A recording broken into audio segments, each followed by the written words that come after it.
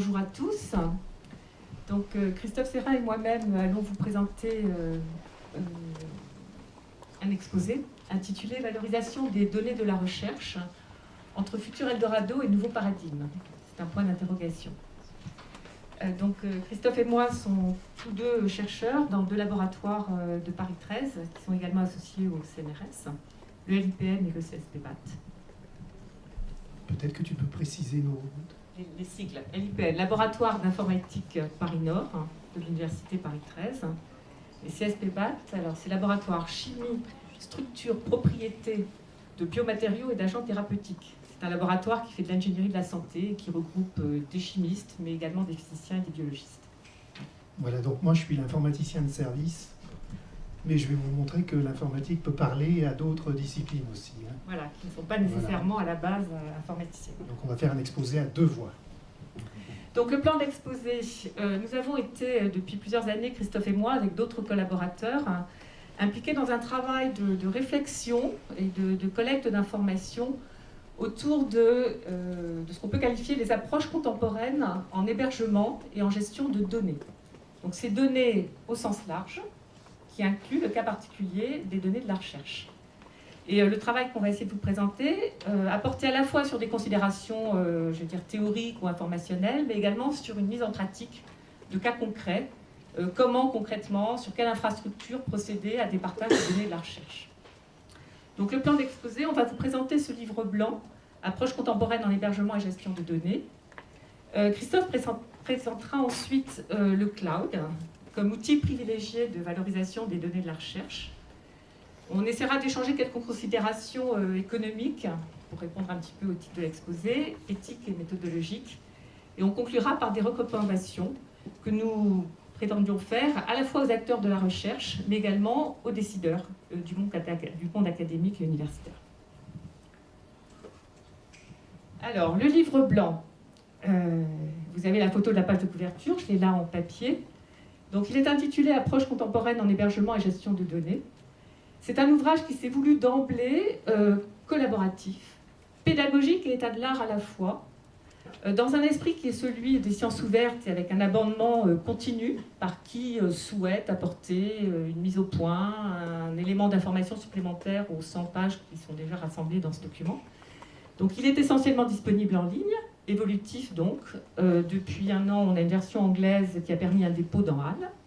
Donc, j'allais brièvement sur le sommaire. Donc, l'ouvrage est divisé en 4 chapitres. Donc, présentation des données de recherche et de leur gestion, problématiques en hébergement de données, exemple de cas d'usage, notamment dans le domaine de la santé et autour de l'imagerie biomédicale. Quelques conclusions et recommandations que nous reprendrons en fin d'exposé. Et puis également un index. Il a été donc l'objet du travail collaboratif de 12 auteurs, de 9 organisations différentes qui ont travaillé sous la direction de Christophe Serrin. Alors, je vois qu'il y a un petit... on n'a pas le... C'est très grave. Le lien a été mangé, mais on tâchera de vous le redonner. Alors, c'est une problématique qui est à la fois actuelle et, je dirais, étendue quant à son périmètre.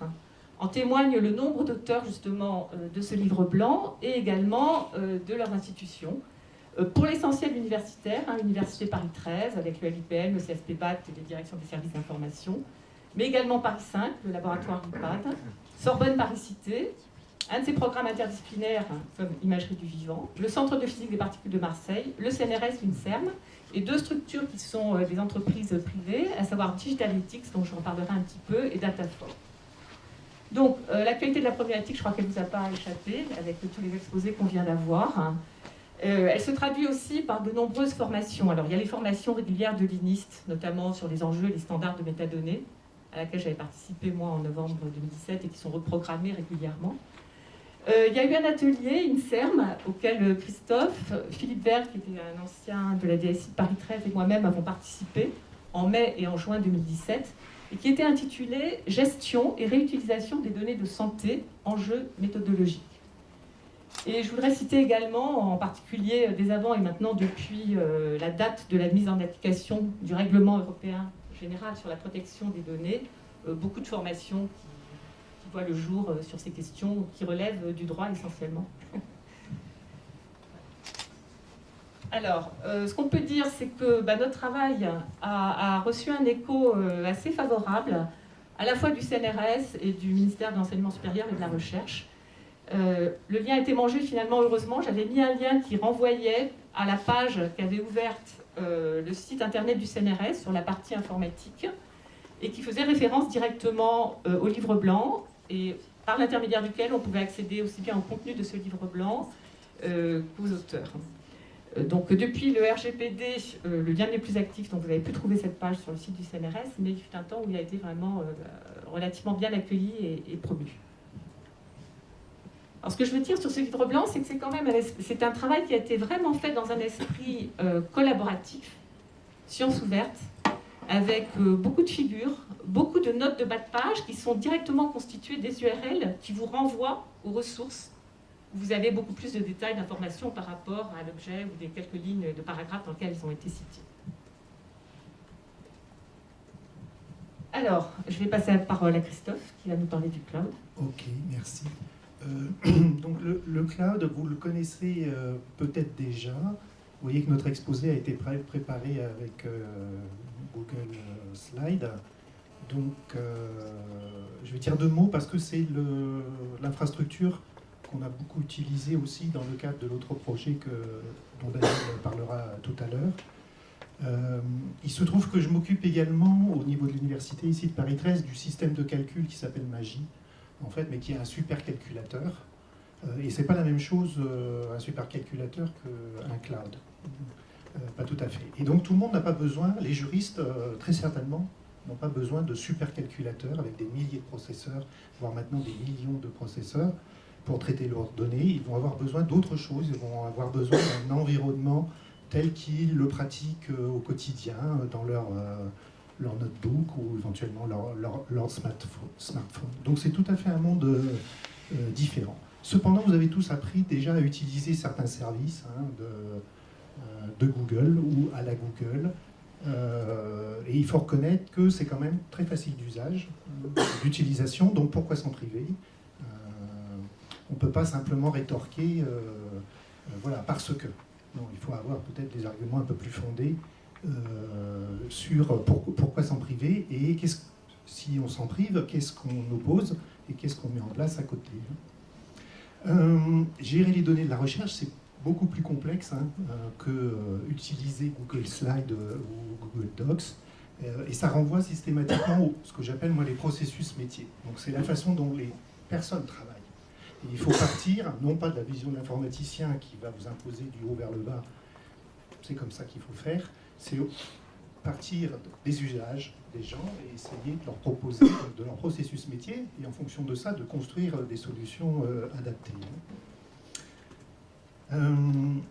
Donc concernant le cycle de vie, on a évoqué tout à l'heure le cycle de vie des données.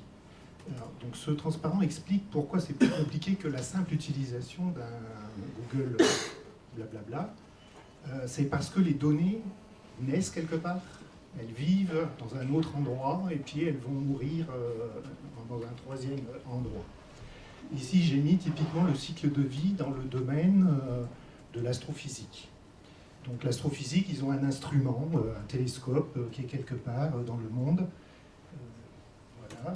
Donc c'est ce qu'il y a en haut vers ma flèche. Ça va produire des données. Éventuellement, on va se poser la question, mais avec ces données, est-ce qu'on va enrichir aussi quelque chose qui existe ou pas? Donc ça, derrière, ça pose des problèmes de gouvernance, pour savoir en fait à qui appartient et comment on gère différentes sources. Et puis ensuite, on va commencer à analyser les données. Donc on va de la gauche vers la droite. On va commencer à analyser les données, éventuellement les partager, à les archiver. Et puis quand le projet termine, on va éventuellement faire une curation, donc les nettoyer et puis les envoyer sur une préservation sur le long terme. Donc pour les astrophysiciens, le cimetière des données d'astrophysique, il est par exemple à Strasbourg. Et c'est là que finissent leurs données. Donc il y a une phase aussi de traitement, parce qu'il faut analyser ces données, regarder si telle chose apparaît ou pas, un peu à tous les moments de la vie aussi de la donnée.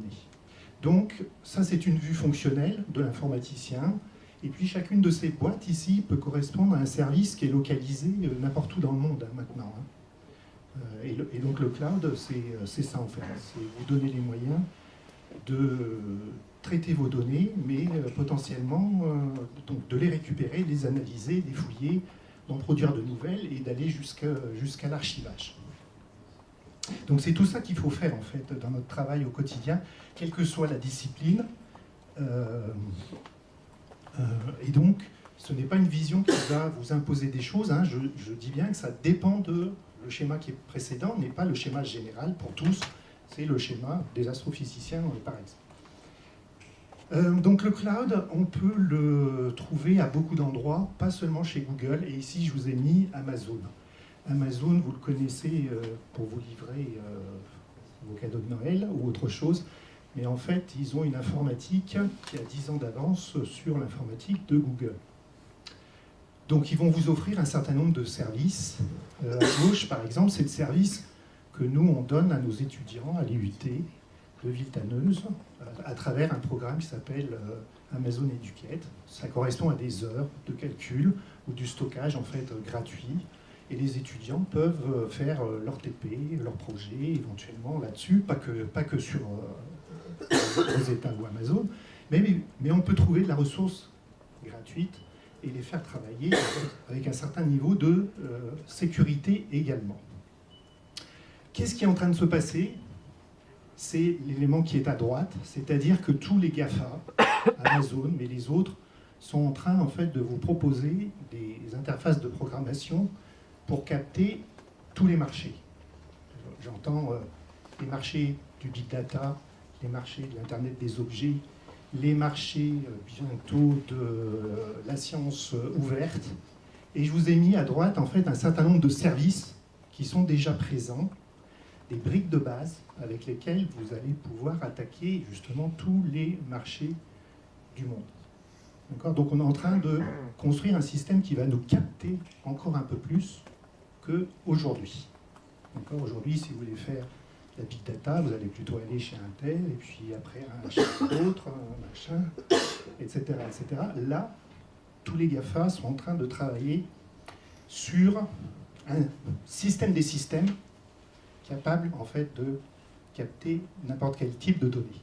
Les médecins, par exemple, ils vont avoir des objets connectés quelque part. Ben, Amazon a déjà un système qui vous permet, selon des standards, récupérer les données de capteurs et les envoyer dans leur cloud, en fait. Donc on ne peut pas non plus complètement ignorer ce monde des GAFA, parce qu'il y a quand même des choses qui se passent, et des choses très élaborées qui sont déjà mises en place et déjà accessibles au grand public, voire à nos petits étudiants. Donc le cloud, il a été utilisé, non pas le cloud Amazon, mais dans un projet de recherche là, qui s'appelle l'imagerie du vivant, avec une solution interne de cloud. Et c'est ce que va vous raconter un peu plus dans le détail maintenant Daniel. Donc, IDV pour imagerie du vivant, on l'utilise ici comme un cas concret d'utilisation du cloud pour la recherche et pour partager les données de la recherche. Donc IDV initialement est un programme pluri-interdisciplinaire à fort enjeu sociétal qui a été financé par Sorbonne Paris-Cité et qui est dédié à la recherche et le développement en imagerie biomédicale. Donc ce programme rassemble des laboratoires de la commu Sorbonne Paris-Cité dans des disciplines variées. Physique, chimie, pour produire des images, mathématiques, informatique pour les analyser, biologie, médecine, bien évidemment, pour les questions auxquelles ces images, les résultats de recherche peuvent prétendre répondre, mais également des équipes qui relèvent plutôt des sciences humaines et sociales, comme l'éthique appliquée, voire le droit. Donc parmi les objectifs, le réseau représente une trentaine d'équipes et plus de 200 professionnels. Et un de ses objectifs principaux, assorti d'un choix technologique, donc cloud, que Christophe a contribué bien évidemment à configurer et faire fonctionner, correspond à la réalisation en collaboration d'un atlas du vivant. Vous savez ce qu'est un atlas géographique. Donc là, le but d'IDV, un des objectifs, c'était de réaliser un atlas du vivant qui soit multi-échelle d'acquisition, de l'homme jusqu'en dessous de la cellule, compartiment intracellulaire, et dont les images soient acquises par toutes les méthodologies et modalités d'imagerie dont on dispose actuellement, donc aussi bien en imagerie biomédicale in vivo, les examens que vous avez l'habitude de faire, radiologie, IRM, scanner, médecine nucléaire, qu'à des échelles inférieures comme la microscopie optique ou la microscopie électronique, voire encore des développements qui vont jusqu'à, je veux dire, casser les limites de diffraction de la longueur d'onde qui est actuellement la résolution spatiale des techniques d'imagerie.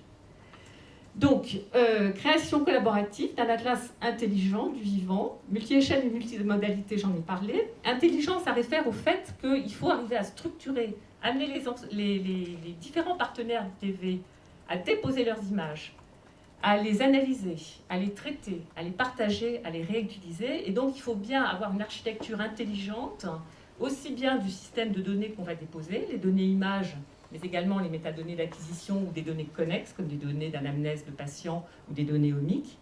Et puis également avoir l'infrastructure qui permet à l'ensemble de fonctionner. Alors, je voudrais insister sur le travail qui a été fait autour des données, de la recherche au sein du programme IDV. Il a commencé par une enquête dont parlait Christophe sur les pratiques métiers et le cycle de vie des données, qui a d'abord été réalisée à l'échelle du périmètre IDV, puis beaucoup plus largement à l'échelle de Sorbonne Paris-Cité. Un autre aspect du travail sur les données, il a été un petit peu abordé, mais très discrètement, c'est on a beaucoup œuvré et on continue à œuvrer pour partager entre les différentes disciplines qui sont rassemblées dans le périmètre thématique du projet, partager les concepts, partager les vocabulaires. On a organisé en 2015 une journée regard croisé qui visait à faire exposer par successivement un physicien, un chimiste, un médecin, un mathématicien, un informaticien, un éthicien, les concepts de base dans leur discipline relative à l'imagerie biomédicale, et puis arriver à mettre un entendement sous un mot précis. Et cette action, elle a été prolongée par la création d'un glossaire qui est toujours actif, collaboratif, en ligne. Actuellement, on a 100 ou 120 termes de différentes disciplines qui sont spécifiés avec comme vocation d'être employés rigoureusement quand on veut parler de ce que définit tel terme, on utilise ce terme. Un autre travail sur les données, il y a été fait allusion tout à l'heure quand Esther a parlé des ontologies. C'est un travail qu'on a commencé à entreprendre autour de la charte d'annotation. Chaque laboratoire, chaque producteur d'images, qu'il s'agisse d'un laboratoire de recherche, d'un service médical hospitalier, va aller déposer des images, des données connexes, des métadonnées, et on a commencé à essayer de travailler à une charte d'annotation commune, basée sur une ontologie commune, qu'on essaye d'enrichir par les spécificités de nos apports réciproques. Si je devais résumer en un mot le travail d'IDV, vous connaissez les initiatives de sciences participatives, de sciences ouvertes telles PlanteNet, les gens qui se baladent dans la nature avec leur appareil photo ou leur téléphone portable, ils voient une fleur et puis ils se connectent au réseau et puis on a le retour des espèces possibles de la fleur, du temps de floraison, enfin toute une série d'informations qui ont été engrangées dans le réseau. Donc en fait, IDV, on cherche ni plus ni moins à faire l'équivalent d'un PlanteNet au niveau des équipes partenaires, mais pas uniquement pour le bénéfice d'IDV, pour le bénéfice de la communauté scientifique, en élargissant bien évidemment l'accès à nos résultats, à nos méthodologies, à l'ensemble de la communauté scientifique, et également à la société, dans un but d'améliorer à la fois la médecine et les pratiques d'apprentissage. Voilà.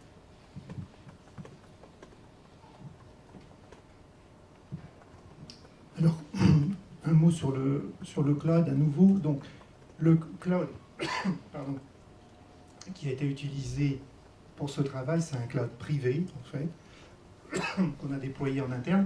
Il est physiquement à Paris 5. Il y a plus de 2 pétas de stockage, donc c'est beaucoup. Vous pouvez y aller, nous contacter si vous avez des besoins pour déployer du software as a service, comme on dit, et utiliser ce stockage. Il n'y a pas de souci.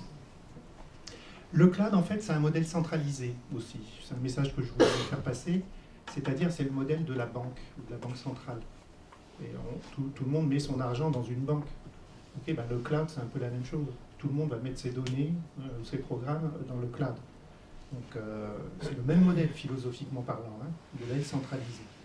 Alors je veux bien concevoir que si vous n'avez pas confiance dans votre banque, vous n'avez pas confiance non plus dans le cloud, pourquoi pas, mais ça rend quand même un certain nombre de services. Maintenant, qu'est-ce qu'on oppose si on n'est pas d'accord sur ce modèle centralisé? C'est une autre question. Ben, il faut aller vers un système décentralisé, hein, où il faut favoriser la coopération d'entités plus ou moins indépendantes qui vont se mettre d'accord selon des protocoles pour échanger de la donnée. Donc ici, je vous parle d'un bâtiment intelligent, en fait, comme peut-être celui-ci. Vous avez des capteurs de luminosité, des capteurs de température. Et l'idée, c'est plutôt que d'envoyer vos données qui sont produites par les capteurs chez Amazon, ça va être de les garder ici, en fait, dans un serveur, et être capable d'imaginer le système informatique qui va analyser les données, qui va apprendre sur ces données, parce que notre président, il veut peut-être minimiser le coût énergétique ou l'électricité pour éclairer tous les bâtiments. Donc il faut apprendre ce qui se passe, il faut monitorer, c'est-à-dire il faut collecter de l'information, il faut bien sûr stocker pour des questions de privacy. Voilà, il faut préserver et surtout il faut calculer aussi sur ces données pour prévoir le futur. Donc on est également dans un projet, dans le cadre d'un démonstrateur de la ville durable qui est sur notre territoire ici, à Plaine Commune. Et on a proposé une action autour de ce bâtiment intelligent en proposant un modèle alternatif au cloud, qui est ce cloud en fait décentralisé, où il faut construire un système qui va être capable d'analyser, d'apprendre, de calculer, de stocker, faire tout ça au niveau local, et éventuellement de ne pas envoyer dans le cloud, et éventuellement stocker ici. Donc voilà une façon d'imaginer autre chose par rapport au modèle centralisé, au cloud qui vous ramène toutes vos données quelque part.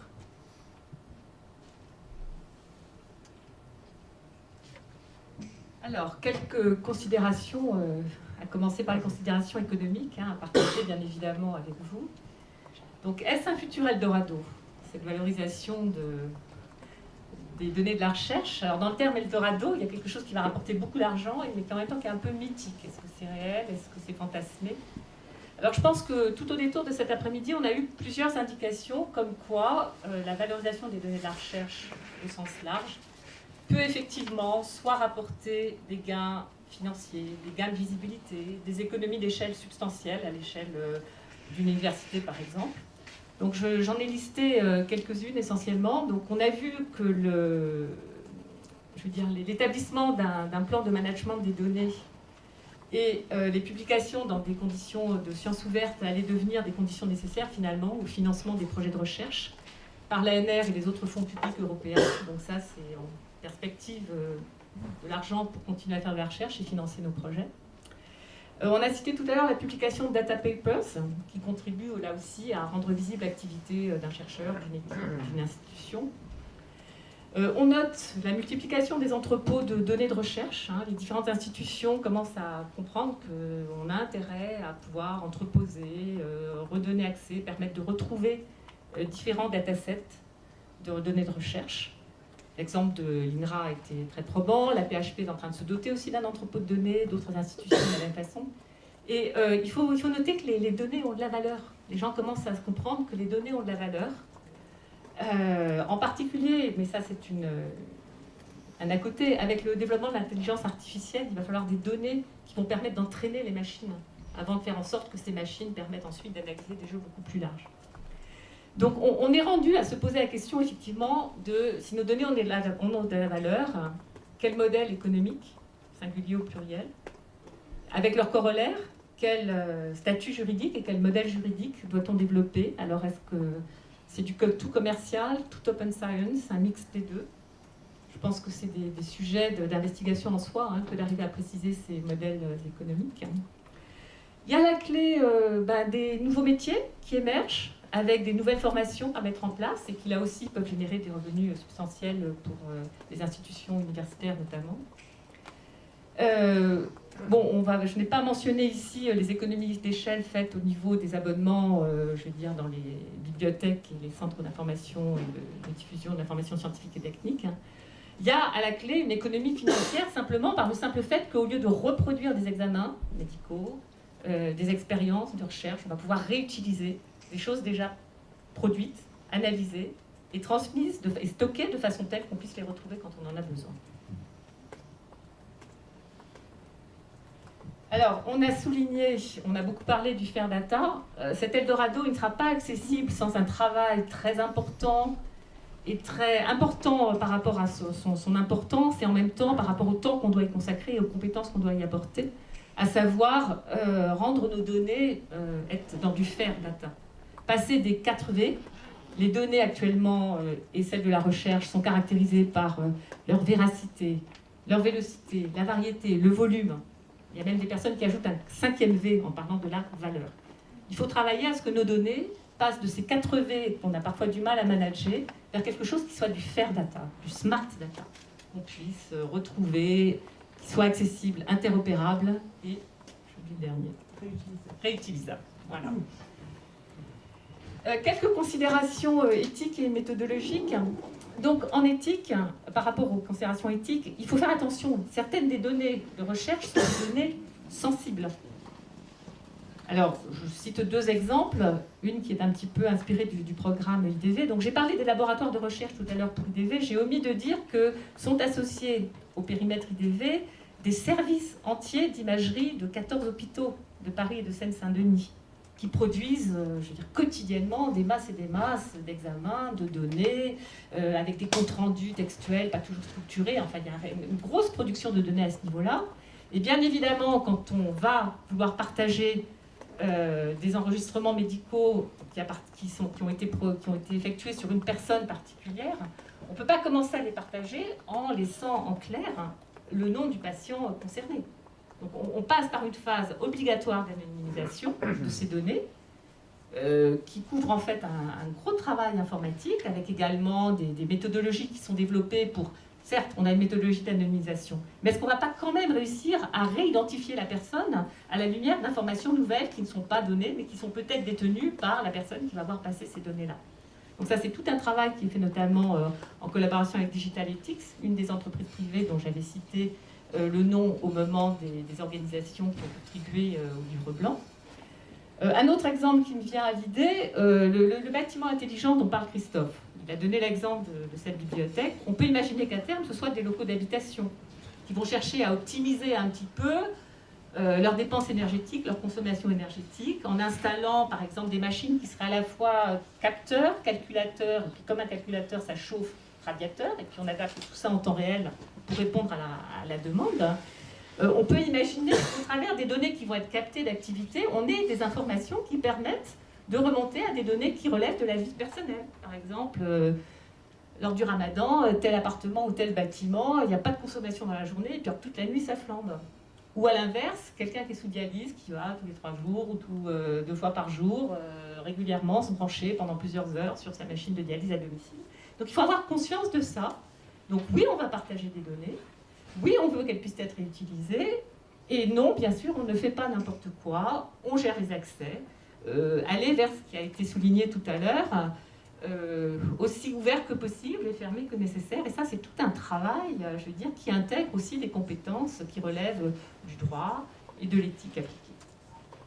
Donc, bien évidemment, je souligne le fait qu'il est maintenant nécessaire de se conformer au nouveau règlement général européen sur la protection des données, qui est devenu applicable à compter de mai 2018. Alors, au niveau des considérations de méthodologie, voire d'épistémologie, enfin sans rentrer dans un grand débat à ce sujet, il faut vraiment avoir conscience qu'on a besoin de s'ouvrir à de nouvelles pratiques. Et ça mettra du temps, et c'est un peu tache d'huile ou petit pas, ça se fait lentement. Mais en même temps, des séances comme cet après-midi, elles sont absolument, je trouve, essentielles pour permettre justement d'avancer vers une adoption et une ouverture à de nouvelles pratiques. On a chacun nos cœurs de métier, nos pratiques métiers. Il faut arriver simplement à faire en sorte qu'elles puissent être elles-mêmes interopérables. Donc voilà, renforcer les partenariats, j'en ai cité quelques-uns entre les bibliothécaires, les archivistes, les chercheurs, les informaticiens, les juristes, les informaticiens, les spécialistes des données, de la science des données.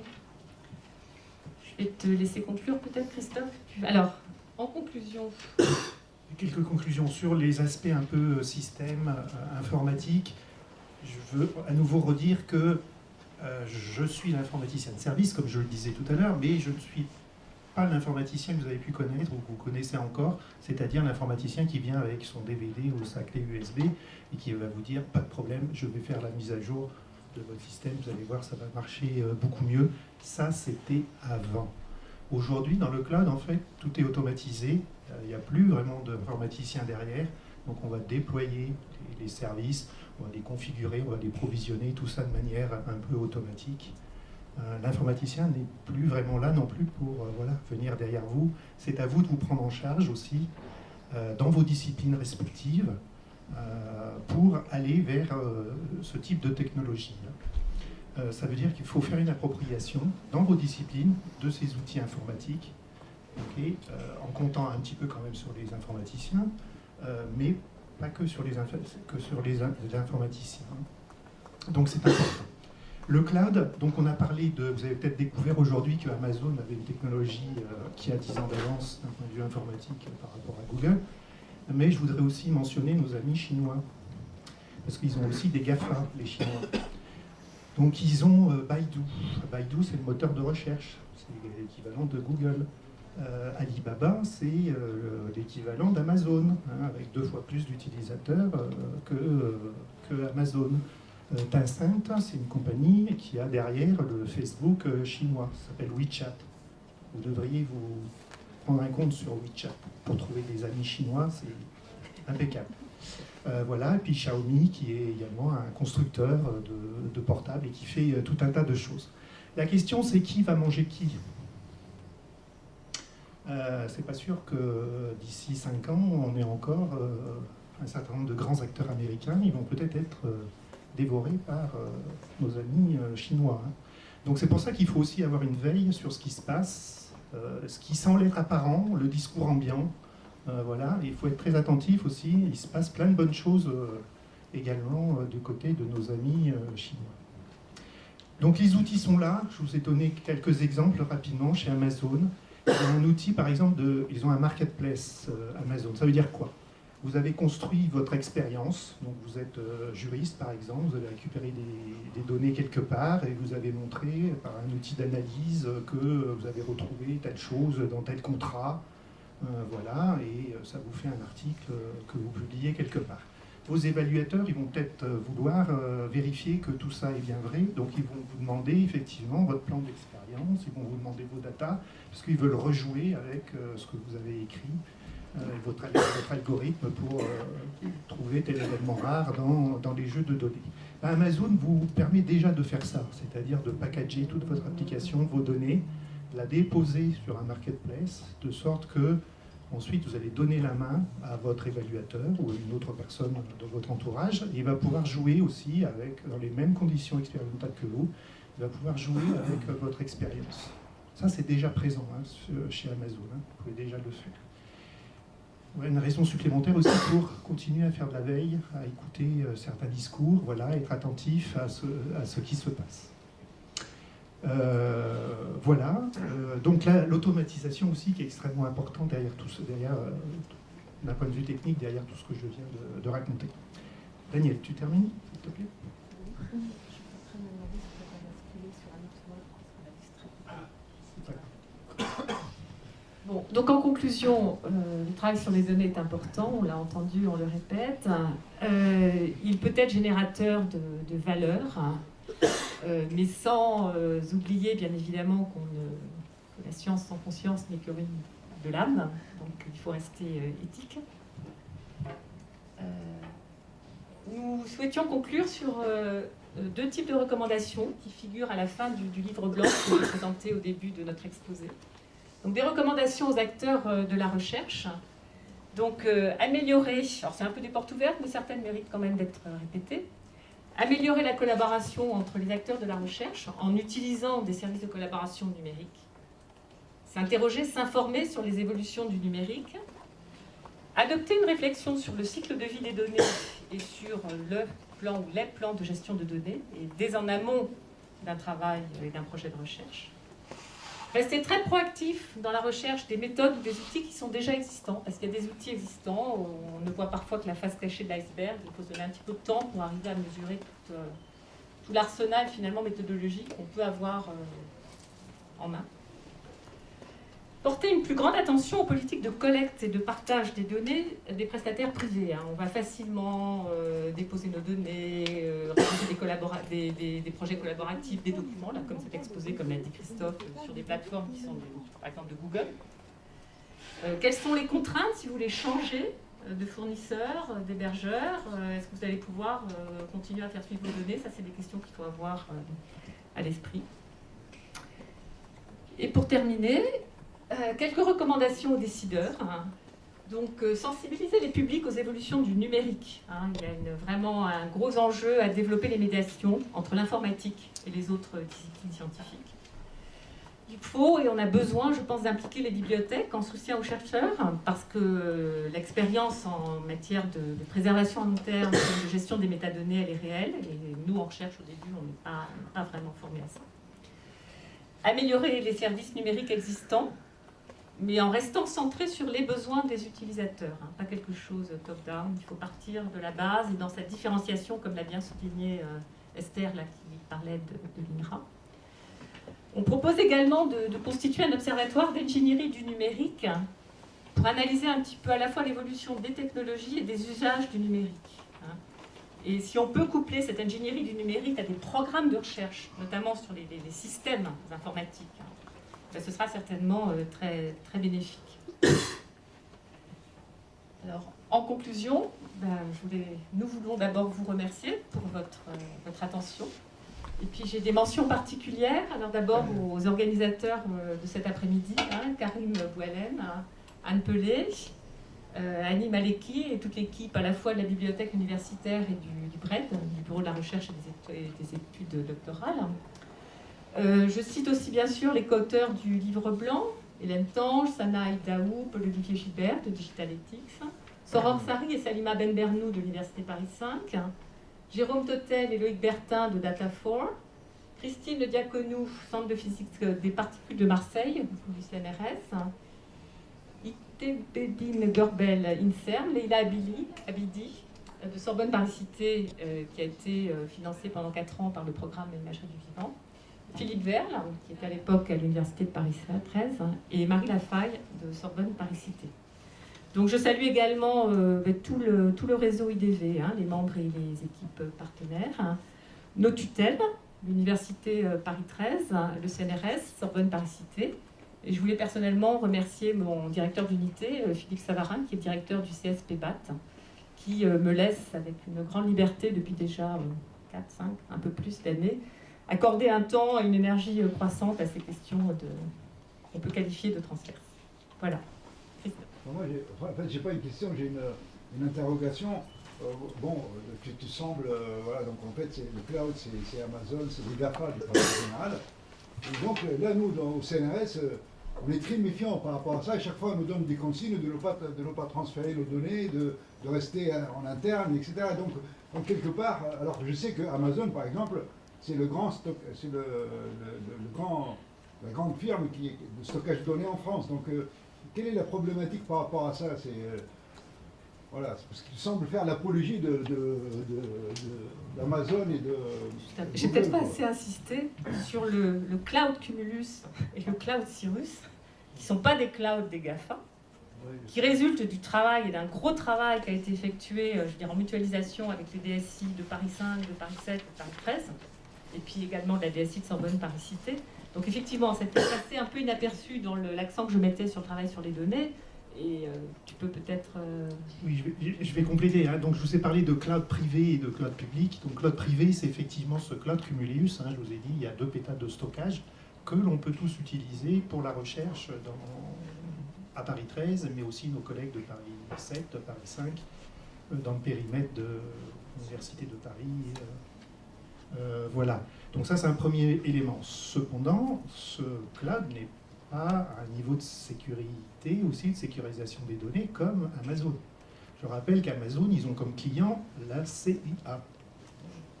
Si la CIA met des données dedans, c'est peut-être pas que pour du marketing, c'est peut-être que Amazon a certaines compétences sur la sécurisation des données.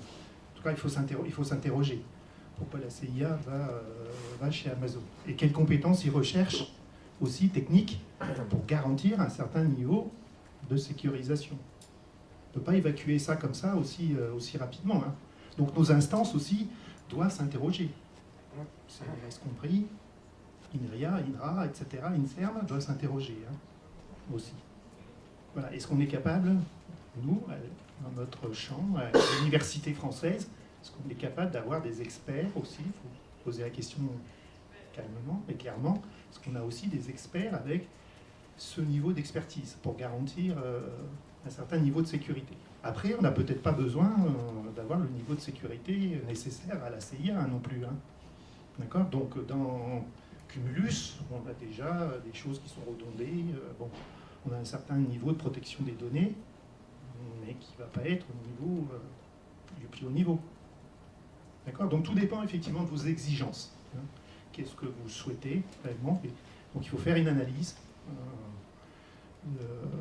de ce dont vous avez besoin, et le Data Management Plan, il va vous aider quand même peut-être à vous poser un certain nombre de questions.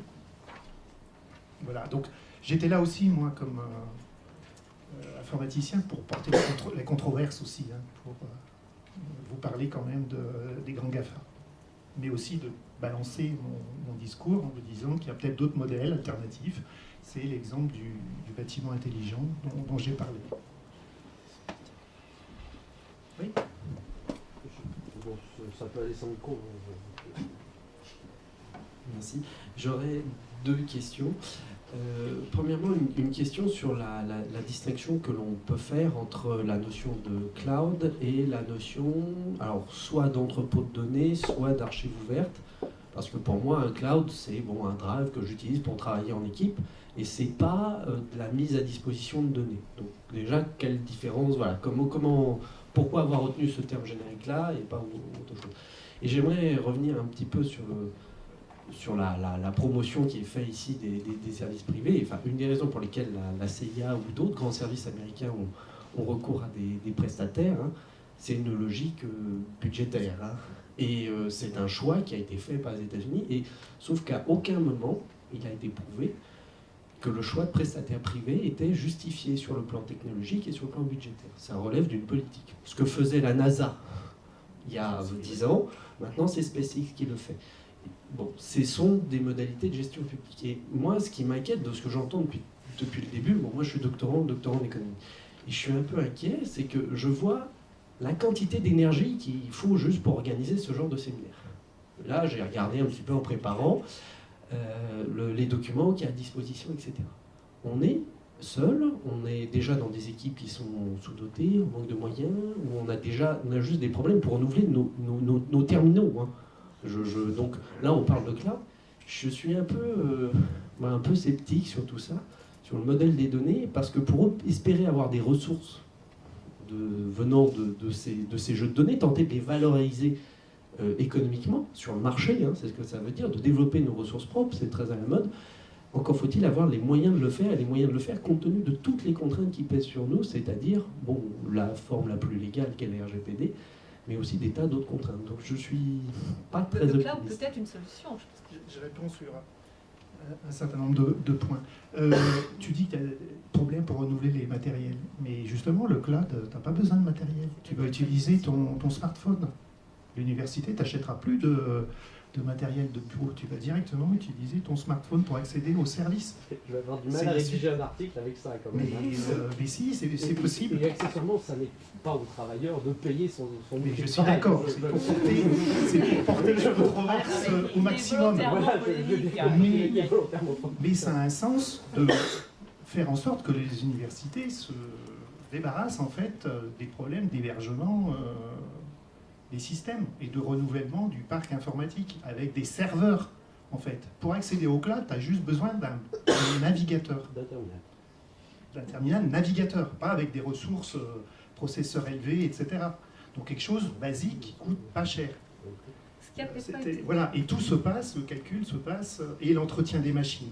et la mise à jour des systèmes, tout se passe chez le prestataire en fait. Toi, tu gères plus rien. Toi, ta seule demande, c'est de pouvoir accéder à ton service. Alors, dans ce cas-là, j'ai une autre- Je pense qu'il faut peut-être Ah, préciser t'as un un coût truc. à l'usage, bien Ah, entendu. le prestataire qui va le payer. Alors, Mais ça se discute sur le coût à l'heure, le coût d'usage. Bien sûr que ça sur ça la se discute. décentralisation, hein, il y a le JPRENATER qui pourrait très bien voir ses missions évoluer, donc qui est sur un modèle collaboratif entre les universités. Mais je suis d'accord. Après, il y a des décisions, effectivement, après, il y a des décisions politiques. Ok. Moi, c'est pas de mon ressort. Moi, c'est de vous dire, voilà ce qui est possible de faire. Voilà jusqu'où on peut aller. Techniquement, il y a déjà des choses qui sont présentes, hein, qui sont déjà là. Et on pourrait basculer du jour au lendemain. On peut décider, l'État français peut décider, ben non, vous oubliez d'investir maintenant 200 000 euros ou plus à la DSI de Paris 13 ou dans chacune des DSI de France, et vous basculez tous chez machin. Il y a une chose, je pense, et Faire le j'aimerais calcul. j'aimerais que tu complètes aussi ce que je vais dire, parce que ce n'est pas mon domaine de compétence. Hein. De façon assez basique, on est peut-être sauté, on a peut-être passé ça un peu rapidement pour les gens qui ne sont pas informaticiens. Un cloud, je veux dire, on y accède. Un cloud, c'est un ensemble de ressources en réseau, mutualisées, auxquelles on va accéder à distance. Et en fait, sur IDV, ce qui a été mis en place, hein, c'est une procédure informatique concernant les infrastructures qui s'appelle de la virtualisation. Vous avez finalement une machine virtuelle qui va vous permettre d'accéder aux ressources, alors calculateur, espace de stockage, serveur, routeur, tout ce que vous voulez. Là, tu vas compléter sur les aspects techniques, qui sont décentralisés, qui sont accessibles théoriquement on demand, dont on va gérer les tâches en fonction des disponibilités pour minimiser le temps d'attente, pour maximiser l'optimisation et la rentabilité des machines qui constituent le cloud. Donc ça, quelque part, dans un premier temps, ça vous donne accès à des puissances de calcul, à des espaces de stockage que vous n'avez pas à fournir physiquement sur votre bureau avec votre machine. Il suffit d'une interface, une machine virtuelle qui va être interfacée à ce réseau, qui garantit à la fois une interopérabilité des différents utilisateurs et de leur bac à sable, et puis en même temps le fait qu'ils puissent privatiser sur leur machine virtuelle. Moi j'utilise plutôt tel logiciel, moi j'ai besoin de tel format, j'ai besoin de tant d'espace de stockage, etc. Donc dans un premier temps, il y a quand même, au contraire, une économie d'échelle et une augmentation des moyens pour l'individu, qui après, bien évidemment, après tout dépend à quel niveau on se place. C'est au niveau de l'utilisateur, à des niveaux institutionnels, économiques, nationaux ou internationaux. À ce moment-là, le débat est différent. Mais je pense qu'il faut quand même dire aussi que, dans un premier temps, un cloud va rendre service, je veux dire, aux chercheurs individuels, aux équipes individuelles qui n'ont pas nécessairement, qui n'ont plus à investir non seulement dans les matériels, mais également dans la maintenance de ces machines, non ? Oui, tout à fait. Je rajoute que une des leçons qu'on peut tirer de l'expérience IDV vis-à-vis du cloud, c'est que nos médecins qui utilisaient la clé USB pour stocker leur image de radiologie. Voilà, qu'est-ce qui s'est passé en fait pour eux? C'est qu'ils ont continué à utiliser le même outil en fait pour annoter leurs images, sauf que cet outil était accessible dans un browser, enfin dans un navigateur, et que les données en fait ont été transférées, ont été centralisées en fait dans le cloud. Et c'est à la fois vos données qui sont dans le cloud et également les applications qui permettent de traiter les données. Mais tout ça, on n'a pas changé leur habitude. On leur a dit, mais vous continuez à utiliser vos outils habituels, ils ont été virtualisés en fait. Et vous y accédez à travers votre navigateur. Maintenant, ok, vous n'avez plus rien d'ailleurs à installer sur votre poste, parce que s'il y a une mise à jour, elle va être automatique sur le système de virtualisation non plus. Donc voilà la grande leçon en fait, et l'étape où on est arrivé. C'est pas un grand pas dans l'humanité, hein, on va dire, c'est simplement faire en sorte que les habitudes de travail, les process habituels, je pense aux radiologues de Pompidou, ils n'ont pas changé, ils continuent à travailler comme avant, sauf qu'ils ne savent plus trop où sont leurs données, quoi. Mais peu importe pour eux. Ils ont été, les données et leur traitement sont maintenant dans le cloud privé, donc qui s'appelle Cumulus. Je rappelle que n'importe qui peut accéder à Cumulus aussi, si vous voulez vous faire la main. On va vous déléguer la responsabilité, d'ailleurs, de configurer votre système. Et si vous voulez 2 Tera, 10 Tera, on n'est pas limité aux 2 gigas de NA. Si vous en voulez 10, c'est-à-dire 5000 fois plus, on va vous les donner en un clic. D'accord ? Et là, c'est un système privé. Hein. Donc c'est justement pour se faire la main avec ce genre d'outils, pour voir comment on travaille, sans vous imposer effectivement un fournisseur public. Donc ce que j'appelle public, c'est Amazon, Google, etc. D'accord ? Donc c'est une façon de vous approprier les outils, de voir comment on y travaille, okay, sans être ficelé par un fournisseur privé. Hein. Mais c'est apprendre en faisant, voilà, pour son problème, et c'est important. Autre question ?